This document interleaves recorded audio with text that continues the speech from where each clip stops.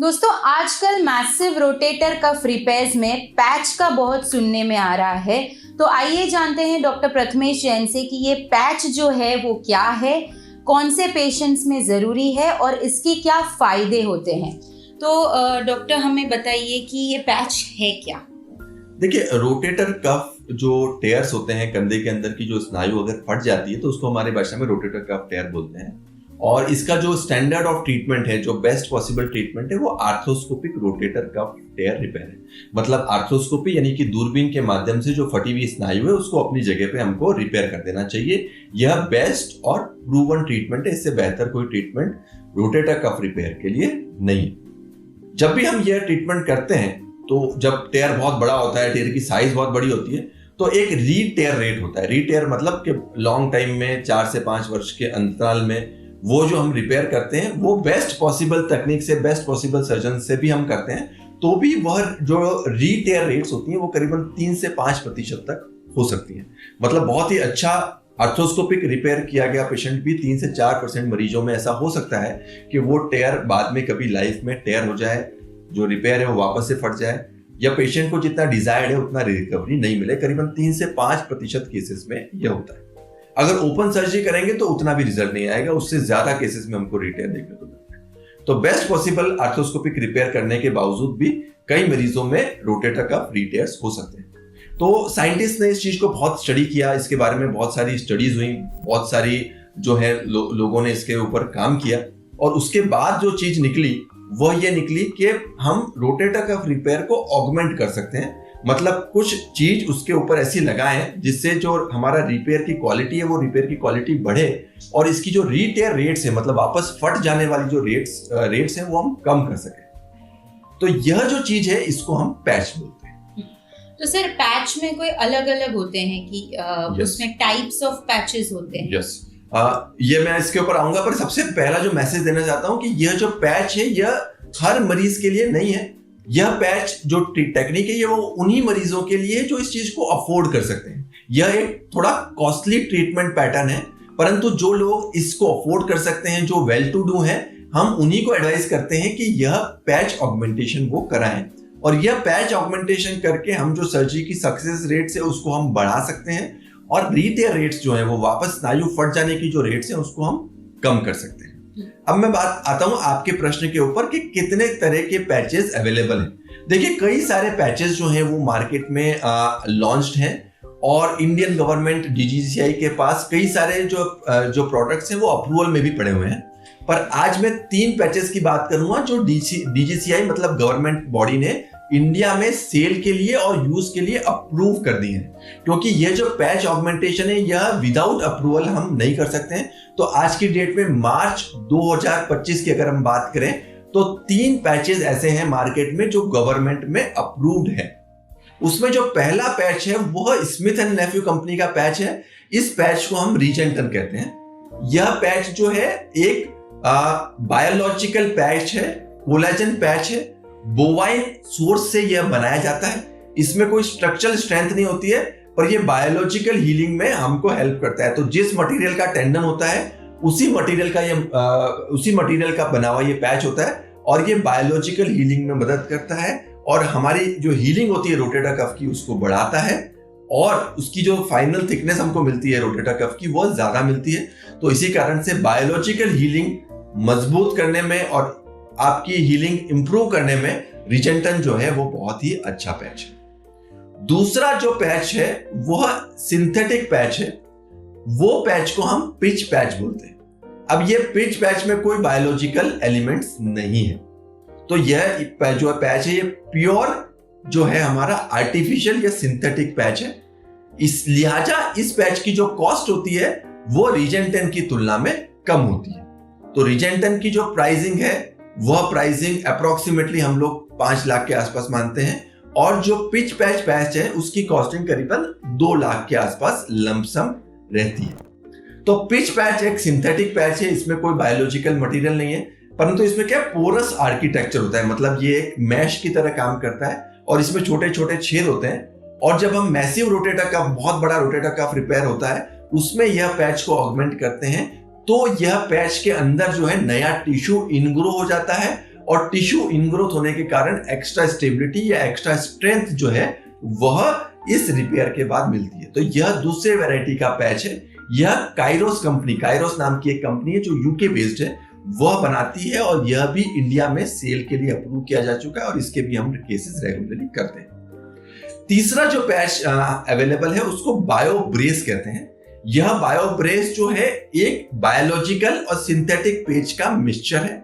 इसमें biological component भी है और बायो एब्जॉर्बेबल मटेरियल है जो सिंथेटिक है, जिससे स्ट्रेंथ भी मिलती है।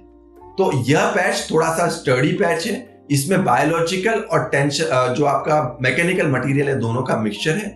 यह कॉनमेट लिन्वाटेक कंपनी है वो बनाती है। यह पैच की भी कॉस्टिंग करीबन 5 लाख के आसपास रहती है, जो रिजेंटन के ऑलमोस्ट इक्विवेलेंट है। तो यह पैच भी हम कई पेशेंट्स में यूज कर सकते हैं। तो अब कौन सा पैच किस पेशेंट में यूज करना है, ये एक बहुत ही टेक्निकल वस्तु है और यह आपके जो ऑपरेटिंग सर्जन है वह आपको बेहतर बता पाएंगे। परंतु बायोलॉजिकल हीलिंग के लिए हम लोग रिजेंटन और बायोब्रेस को इंपॉर्टेंट मानते हैं, और अगर आपको सिंथेटिक सपोर्ट देना है और या फिर आपको आर्टिफिशियल सपोर्ट देना है तो पिच पैच का हम प्रयोग में रेगुलरली कर सकते हैं। परंतु जैसा मैंने आपको बताया कि यह जो पैचेस हैं ये कंपलसरी नहीं है। रोटेटर कफ सर्जरी इनके बिना भी हम काफी सक्सेसफुली कर सकते हैं। परंतु जो वेल टू डू पेशेंट्स हैं, जो पेशेंट्स अफोर्डेबल हैं या जिनका अच्छा मेडिक्लेम है, उनमें अगर हम पैच का यूज करते हैं तो डेफिनेटली हम सर्जिकल रिजल्ट्स को इंप्रूव कर सकते हैं। और जो पेशेंट्स की रीटेयर रेट्स हैं, वापस जो स्नायु फट जाने की रेट्स हैं, उनको हम डेफिनेटली कम कर सकते हैं। तो सर ये जो पैच होता है वो आर्थ्रोस्कोपिकली ही ऐड यस, ये बहुत ही महत्वपूर्ण चीज है। जब भी आप पैच की सर्जरी कराएं उसको आर्थ्रोस्कोपिक ही कराएं। अगर हम ओपन सर्जरी पैच की करा रहे हैं तो आपको जो मैं आपको रिजल्ट्स बता रहा हूं कि रिजल्ट्स में गेन है, वह उतना अच्छा गेन नहीं मिल पाएगा, क्योंकि आर्थ्रोस्कोपिकली टेक्निक से हम बहुत अच्छे से रोटेटर कफ जितना भी हो सकता है वो रिपेयर कर सकते हैं, और उसके बाद जब हम पैच ऑगमेंटेशन करते हैं तो मरीज को बेस्ट पॉसिबल रिजल्ट मिल सकता है। तो सर इसकी वजह से ऐसा है कि रिहैबिलिटेशन पोस्ट ऑपरेटिव वो क्विक हो जाए रेगुलर, क्योंकि हम एक पैच ऑगमेंटेशन यूज करते हैं तो आपके रोटेटर कफ और जो हड्डी ऊपर की होती है जिसको एक्रोमियन बोलते हैं, उसके बीच में एक आर्टिफिशियल स्मूथ चीज आ जाती है, जिसके कारण से इन मरीजों में पेन और कम हो जाता है। और रिहैबिलिटेशन मतलब फिजियोथेरेपी जो है इनका, वो एक नॉर्मल रोटेटर कफ रिपेयर की तुलना में काफी क्विक हो जाती है, कि उस पे एक अच्छा सा स्टेबल आपकी स्ट्रेंथ जो है रिपेयर की वो मजबूत हो जाती है। तो एक पैच है, जिस तरह का मैं आपको सिंपल एग्जांपल दूं कि पंक्चर है तो उसके ऊपर हम पैच लगा देते हैं। आपकी कार में पंक्चर होता है तो पंक्चर को रिपेयर करके उस पर पैच लगाया जाता है। उसी तरह से रोटेटर कफ को हम अच्छे से रिपेयर करते हैं, उसके ऊपर एक पैच लगा देते हैं ताकि जो रिपेयर की स्ट्रेंथ है वो काफी अच्छी हो जाए।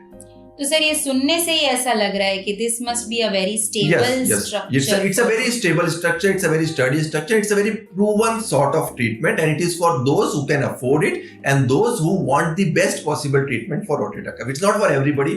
हमें हर पेशेंट में ये करने की आवश्यकता नहीं है, पर जिन पेशेंट्स को बेस्ट रिजल्ट चाहिए, जिनके पास पैसे का इशू नहीं है, जैसे जो इंश्योर्ड हैं, उन पेशेंट्स के लिए आई थिंक कि patch augmentation is a very good procedure and we should go ahead and do it more. And so specially indicated for massive tears. हाँ, ये बहुत ही अच्छा क्वेश्चन पूछा। जो रिजेंटन की मैं बात करता हूँ तो वो हम पार्शियल रोटेटर कफ रिपेयर्स में भी कर सकते हैं। तो रिजेंटन जो एक बायोलॉजिकल पैच है उसको हम पार्शियल रोटेटर कफ रिपेयर में भी यूज कर सकते हैं बिना रोटेटर कफ। अगर आपका स्नायु थोड़ा फटा हुआ है तो हम रिपेयर किए बिना सिर्फ पैच को ऑगमेंट कर दें तो पार्शियल रोटेटर कफ में भी रिजेंटन का रोल है, और वो बहुत ही प्रूवन और एस्टेब्लिश्ड रोल है कि हमें रिपेयर ही नहीं करना है। पार्शियल रोटेटर कफ है तो उसमें रिपेयर करने जाएंगे तो हमको काफी सारा डिसेक्शन करना पड़ेगा, तो हम उसको पार्शियल रोटेटर कफ रिपेयर को खोले ही नहीं और सीधे के सीधा पैच उसके ऊपर रख दें तो हम काफी अच्छा रिजल्ट्स जो है वो विदाउट रिपेयर भी हम पार्शियल रोटेटर कफ में कर सकते हैं। परंतु ये रिजेंटन के साथ संभव है, ये बाकी दो पैचेस में हम लोग रिकमेंड नहीं करते हैं। तो रिजेंटन पैच के साथ पार्शियल रोटेटर कफ रिपेयर्स का भी हम ट्रीटमेंट कर सकते हैं। और सर रीटेयर्स वाले पेशेंट में यस, तो एक बहुत ही इंपॉर्टेंट जो इसमें एक सबसेट है वह आता है उन पेशेंट्स का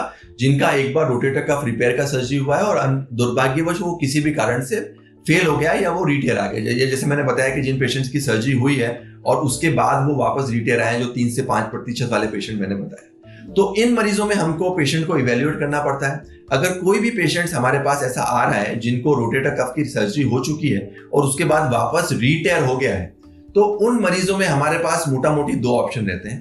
पहला, हम उनका रोटेटर कफ रिपेयर करें, और दूसरा, हम उनका रिवर्स शोल्डर रिप्लेसमेंट करें। मतलब जो है आपका जो जॉइंट है वो इतना खराब हो चुका है या रीटेयर इतना खराब है कि वापस उसको रिपेयर नहीं किया जा सकेगा, उनमें हमको रिवर्स शोल्डर रिप्लेसमेंट करना पड़े, जो एक बहुत ही बड़ी और मॉर्बिड सर्जरी है।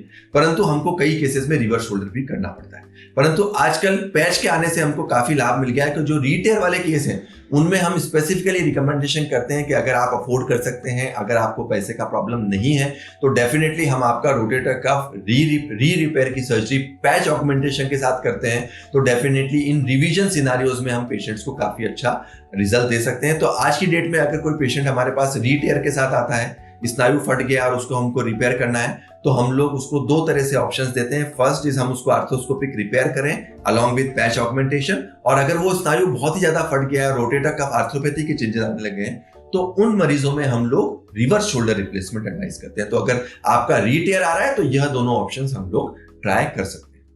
Okay sir, and one last question sir, इसमें इन्फेक्शन के चांसेस? ये बहुत ही अच्छा आपने प्रश्न पूछा। तो हम लोग जो है बहुत ही अच्छा और स्पेसिफिक प्रिकॉशंस इन्फेक्शन के रिगार्डिंग रखते हैं, और इनमें इन्फेक्शन होने का रिस्क उतना ही है जितना किसी भी और रोटेटर कफ रिपेयर सर्जरी में।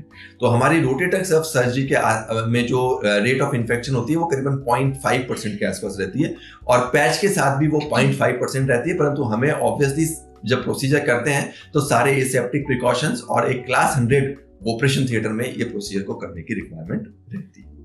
Okay sir, thank you. So friends, अगर आपका रोटेटर कफ टेयर जो है वो मैसिव है, अगर आपको रीटेयर हुआ है, अगर आपके एमआरआई रिपोर्ट्स ये सब दिखा रहे हैं, and if you are an affording patient, आपके पैसों की कमी नहीं है, तो 100% आपको ये पैच वाली जो सर्जरी है, जो सुनने में ही लग रहा है बहुत स्टेबल सर्जरी है, आपको ये रिकमेंडेड है। आप अपने एमआरआई रिपोर्ट्स नीचे दिए गए नंबर पे डालें। Thank you very much.